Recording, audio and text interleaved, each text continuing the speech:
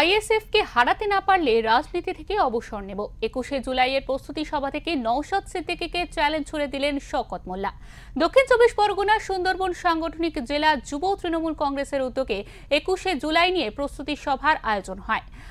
আর এই সভায় উপস্থিত ছিলেন সুন্দরবন সাংগঠনিক জেলার যুব তৃণমূল কংগ্রেস সভাপতি বাপি হালদার, মথুরাপুর 1 নম্বর পঞ্চায়েত সমিতির সভাপতি মানবেন্দ্র হালদার ও ক্যানিংয়ের বিধায়ক শওকত মোল্লা। এই সভা থেকেই বিধায়ক বলেন, ভাঙড় থেকে 1 লক্ষ ভোটার জয়ী হবে তৃণমূল কংগ্রেস। যদি তৃণমূল কংগ্রেস না জয়ী হয় তাহলে আমি রাজনীতি ছেড়ে দেব।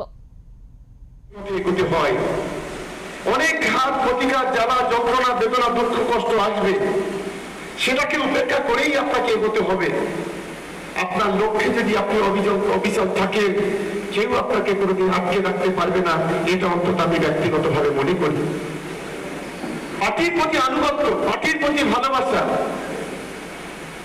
নিজেকে তুলে ধরার জন্য সর্বশক্তি দিয়ে ঝাঁপিয়ে পড়া। আপনি যদি পার্টিতে ভালো কাজ করেন, আপনি আমার সঙ্গে কি পার্টির সঙ্গে পিছন পিছন ঘোরেন কিনা দেখার দরকার নেই, পার্টি আপনাকে খুঁজে নেবেই নেবে, এটা কেউ আটকাতে পারবে না, এটাকে আমি অন্তত বিশ্বাস করি। আমি তাই এই জেলার যুব সমাজের কাছে আমার অনুরোধ, যে কঠিন পরিস্থিতির মধ্যে আমরা দাঁড়িয়ে আছি, সেই পরিস্থিতিকে যদি মোকাবিলা করতে হয়, একমাত্র দক্ষিণ 24 পরগনা জেলা, সুন্দরবন জেলা যুব সমাজ, বাংলার যুব সমাজ একমাত্র পারে। কারণ আজকে বুঝতে পারছেন, আমার অনেক পিতৃতুল্য মানুষ আছে এখানে, আমি জানি না তারা জানে কি, আমরা তো জানি না স্বাধীনতার পরে এই বাংলাতে কখনো কংগ্রেসের সরকার, কখনো যুক্তফ্রন্টের সরকার, কখনো বামপন্থের সরকার এসেছে। আমরা কখনো কোন রাজনৈতিক দলকে বলতে শুনিনি যে আগামী দিনে যদি ক্ষমতায় আছি। আপনারা একদম নিশ্চিত থাকতে পারেন, ভাঙড় বিধানসভা যদি 21 সালে 26 সালে যদি দিদির হাতে এবং অভিষেক বন্দ্যোপাধ্যায়ের হাতে যদি তুলে না দিতে পারে, রাজনীতি করবো না, রাজনীতি ছেড়ে দেবো। আমি এর আগেও চ্যালেঞ্জ করেছি আর আগেও চ্যালেঞ্জ করেছি, যতই চেষ্টা করুক ভাঙড় বিধানসভা তৃণমূল কংগ্রেস জিতবে, শুধু জিতবে নয়, খুব ভালো রেজাল্ট নিয়েছে। দেখুন, আমরা 2024 সালে আপনারা প্রিমিয়ার দেখুন তৃণমূল কংগ্রেসের পক্ষ থেকে সিঙ্গেল করে ইনসিডেন্ট ঘটেনি। আর আমরা আমাদের কর্মীদের বলছি, আজকে যখন ক্যামেরাও বলছি, তৃণমূল কংগ্রেসের পক্ষ থেকে ইলেকশন পর্যন্ত কোন রকম সিঙ্গেল ইনসিডেন্ট হবে না। আমরা শান্তিপূর্ণ ভোট চাই, আমরা শান্তিপূর্ণ ভাবে ভাঙড় কেন গোটা বাংলাকে জিততে চাই। এটাই মমতা বন্দ্যোপাধ্যায়, অভিষেক বন্দ্যোপাধ্যায় আমাদের শিখিয়েছেন, আমরা সেটাকেই কার্যকরী করব।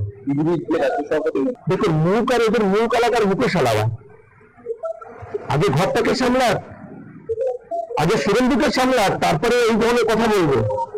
আসলে 26শে ভোট ড্রামাবাজি করতে হবে।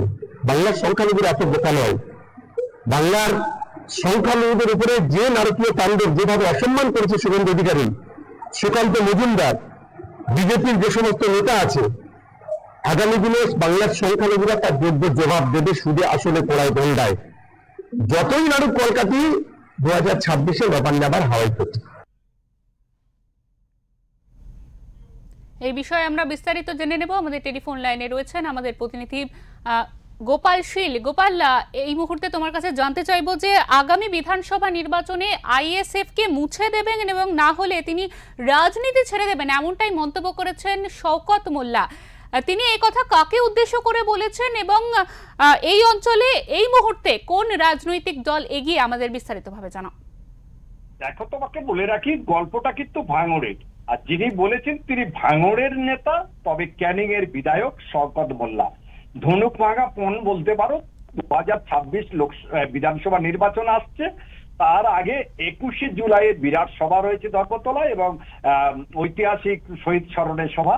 সেই সভার 21শে জুলাইয়ের যে প্রস্তুতি হলো মথুরাপুরে, সেখানে সাংসদ বাপি হালদার থেকে আরম্ভ করে দক্ষিণ 24 পরগনা জেলার যত বিধায়ক ছিল, সমস্ত বিধায়ক উপস্থিত ছিলেন। সেখানে তিনি বক্তব্য রাখতে উঠে হঠাৎ করে ধনুক ভাঙা পণ করেন এবং প্রতিজ্ঞা করেন 2026 বিধানসভা নির্বাচনে আইএসএফ কে তিনি ভাঙড়ের বুক থেকে মুছে দেবেন, না হলে তিনি রাজনীতি ছেড়ে দেবেন। আশ্চর্য ব্যাপার, ইতিপূর্বে বহুবার আমরা বহু সময় রাজনৈতিক নেতাদের বহু বক্তব্য শুনেছি, বহু প্রতিজ্ঞা শুনেছি, কিন্তু প্রতিজ্ঞা শেষ পর্যন্ত অনেকেই পারেনি পূরণ করতে। তবে এবারে শওকত মোল্লা প্রকৃত পূরণ করতে পারে কিনা সেটার জন্য আমার 2026 বিধানসভা নির্বাচনের দিন পর্যন্ত লক্ষ্য রাখতে হবে। এবং শুধু তাই নয়, এই যে বিধায়ক শওকত মোল্লা বলেছেন ভাঙড়ের কথা, যে ভাঙড়ে আইএসএফ কিন্তু এখন 4 পয়েন্টে। তবে ইতিমধ্যে মাঝে মধ্যে দেখা যাচ্ছে আইএসএফ যারা কর্মী সদস্য রয়েছে তারা কিন্তু ঝাঁকে ঝাঁকে তৃণমূলে যোগ দিচ্ছে। এদিকে নওশাদ সিদ্দিকী পরিষ্কারই তিনি বলে দিয়েছেন যে যারা যোগ দিচ্ছে তারা তৃণমূলের সাজানো, তারা আইএসএফ এর কেউ নয়। যাই হোক না কেন, রাজনৈতিক চাপানুত্তর থাকবে, কিন্তু আইএসএফ থেকে নওশাদ সিদ্দিকী ভাঙড়ে দাঁড়াবে, তার বিরুদ্ধে কি লড়াই করবে শওকত মোল্লা, এটা কিন্তু বড় প্রশ্ন। কারণ তুমি জানো ইতিমধ্যে ফুরফুরা শরীফের আরেক যিনি নবাব জাদা বলতে পারো, তিনি কাসেম সিদ্দিকী, তিনি কিন্তু তৃণমূলে যোগ দিয়েছেন। আর তৃণমূলে যোগ দেওয়ার সঙ্গে সঙ্গে শওকত মোল্লার ঘোষণা হয়েছে, তিনি নানা রকম মন্তব্য করেছেন টুইটে থেকে আরম্ভ করে ফেসবুকে বা অনলাইনে। তারপর থেকে কিন্তু জোর জল্পনা ঘুরছে কাসেম না শওকত মোল্লা দাঁড়াবে ভাঙড়ে, আর ওর বিরুদ্ধে কেউ দাঁড়াবে, নওশাদ সিদ্দিকী না অন্য কেউ। তবে যেই দাঁড়াক না কেন, শওকত মোল্লা ধনুভাঙা পণ তিনি ইতিমধ্যে আইএসএফ কে মুছে দেবেন 2026 বিধানসভা নির্বাচনে। তার জন্য কিন্তু আমাদের অপেক্ষা করতে হবে। একদমই গোপাল, তোমাকে অনেক ধন্যবাদ। রাজনীতিটা সবসময় মাথায় রাখবেন, এটা ফুল বিছানো রাস্তা নয়। রাজনীতি হচ্ছে কাটা বিছানো রাস্তা, অনেক গলি গলি, অনেক বাঁকা পথ পেরিয়ে এই পথে এগোতে হয়। অনেক ঘাত প্রতিঘাত, জ্বালা যন্ত্রণা বেদনা দুঃখ কষ্ট আসবে,